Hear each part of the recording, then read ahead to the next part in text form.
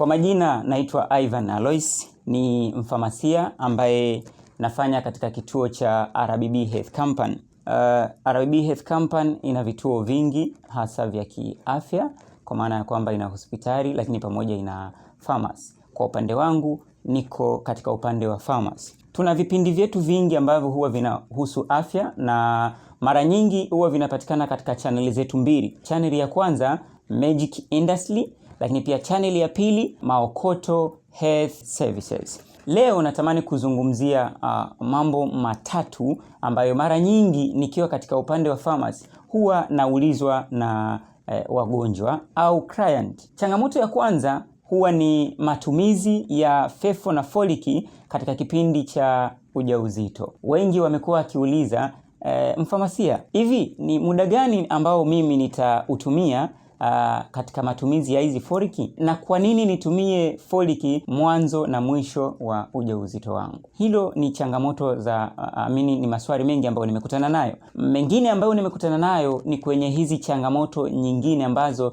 ni maambukizi ya sexual diseases hasa kwa wakina mama, lakini pia hata wakina baba wachache. Kwa kuwa ni mengi, ambalo hilo ni la pili, lakini la tatu yako haya maambukizi ya kawaida kama UTI, malaria na magonjwa mengine ya kawaida hasa haya ya ngozi ambayo ndo mara nyingi huwa tunakutana nayo. Sasa leo naomba niende moja kwa moja kwenye maswali hasa yanayowahusu wakina mama wajawazito katika matumizi yao ya folic acid. Folic acid inatumika kwa dhumuni gani? Folic acid huwa inatumika kwa kazi zifuatazo. Kazi ya kwanza ni kutengeneza DNA ya mtoto, lakini kazi ya pili ni kutengeneza seli nyekundu za damu, tunaita red blood cell, ambayo hii sasa huwa inaenda ku-rise up kile kiwango cha damu kilichoshuka kwa mwanamke hasa huyu mjamzito. Kazi ya tatu ni kuhakikisha inazuia hatari ya anemia kutokea kwa mama mjamzito. Anemia ni nini? Anemia ni kiwango kidogo cha damu kwa mama mjamzito. Hiyo ni folic acid. Kitu muhimu cha folic acid ni kumlinda mtoto asije akapata changamoto ya ubongo au kupata changamoto ya uti wa mgongo. Kama mnavyojua kuna wengine huwa wanazaliwa na mgongo wazi. Tunaita mgongo wazi. I don't know how can I sound this, lakini mara nyingi tunaita mgongo wazi kwa sababu watoto wanazaliwa uti wa mgongo unakuwa unaonekana.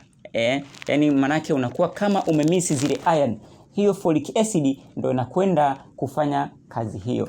The same to fefo. Fefo kazi yake ni kulaiza damu, kuongeza lakini pia kusaidia kuongeza iron za kutosha.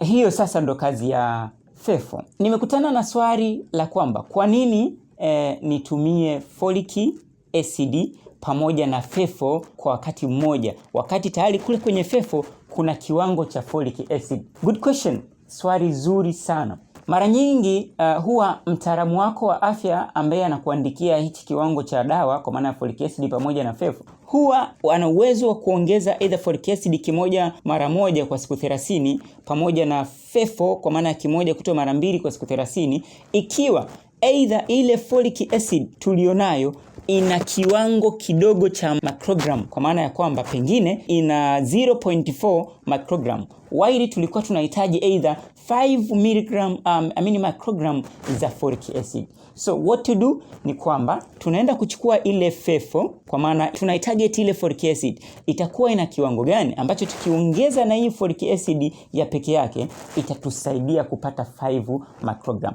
Kwa mara nyingine inachanganywa au ile miongozo yetu like STG inaturuhusu tuchanganye ili kutafuta balance ya kiwango cha folic acid kinachohitajika ili kuweza kumsaidia huyu mama mjamzito. Sasa inatumika mpaka muda gani? Foliki pamoja na fefo zitatumika kuanzia mimba ya first trimester, mpaka mwisho unapoenda kujifungua, na kuna namna pia inapaswa kutumika kuanzia mwanzo mpaka unapojifungua, na mpaka pale unapomaliza kujifungua utaendelea kutumia folic acid. Kuna umuhimu mkubwa sana wa kutumia folic acid. Sio tu folic acid itatumika kuongeza damu, hapana, ina msaada pia kwa ajili ya kutengeneza DNA kama nilivyosema, kwa ajili ya kuzuia usije ukapata anemia kwa maana ya hiyo damu, lakini pia kwa ajili ya kumlinda mtoto asije kazaliwa na mgongo wazi. Hizi ni changamoto kubwa sana ambazo nimekutana nazo nikiwa pale Farmers. Na kuna wengine walijaribu kudiriki kuniuliza kwamba daktari, samahani, mimi nikitumia hizi folic acid au nikitumia hizi fefo huwa napata changamoto na mara nyingi najisikia kichefuchefu, nataka kutapika, lakini kuna wakati mwingine choo changu kinakuwa cheusi. Yes, hiyo huwa ni some effects ambazo zinasababishwa na hiyo folic acid, kwamba unapoitumia madhara yake ambayo sio hatari huwa yanatokea ni kama hayo. Nikaulizwa sasa nitatumia dawa gani nyingine mbadala ili aidha kuongeza damu yangu bila kuathiri changamoto ya upatikanaji wa folic kwa mtoto.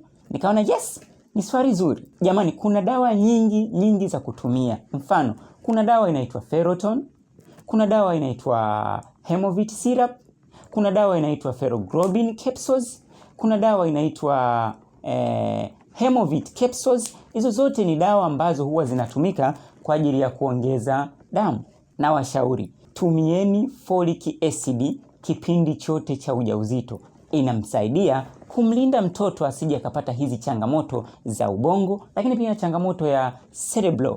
Sasa niwashukuru kwa yote ambayo mnaendelea kuyafanya juu yetu, hasa kutembelea kwenye chaneli zetu. Lengo letu ni moja tu, kuhakikisha tunawapa elimu ili mpate uelewa. Asanteni sana, endeleeni kusubscribe hizi chaneli mbili ambazo nimewaambia, lakini pia msisite kutembelea kituo chetu ambacho ni New RBB Health Company. Mtaonana na daktari bingwa wa kina mama ambaye anapatikana kila Ijumamosi kuanzia saa 4 asubuhi mpaka saa 1 jioni utampata. Lakini pia kuna huduma nyingine kama huduma za kinywa na huduma nyingine.